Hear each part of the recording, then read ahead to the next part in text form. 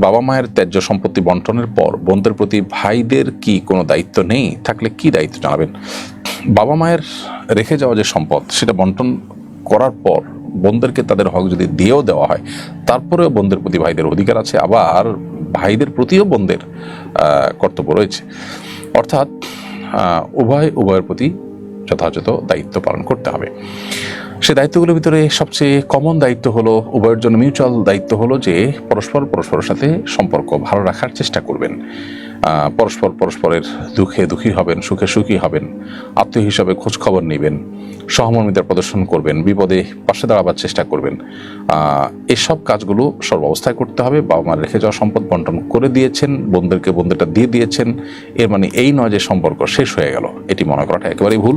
এই সম্পর্কটা এবং এই সম্পর্ক সূত্রে যে সদাচরণ করার বিষয়টি আত্মীয়তার সম্পর্কের কারণে রয়েছে, সেটি জাস্ট রক্তের বন্ধনের ভিত্তিতে, এটা কোনো লেনাদেনার ভিত্তিতে না।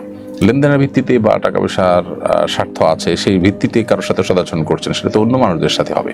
কিন্তু ভাই বোন বা রক্ত সম্পর্কীয় মানুষদের সাথে শুধু রক্ত সম্পর্কিত মানুষ হওয়ার কারণেই সদাচরণ করে যেতে হবে আজীবন, এমনকি সম্পদ বন্টনের পরও।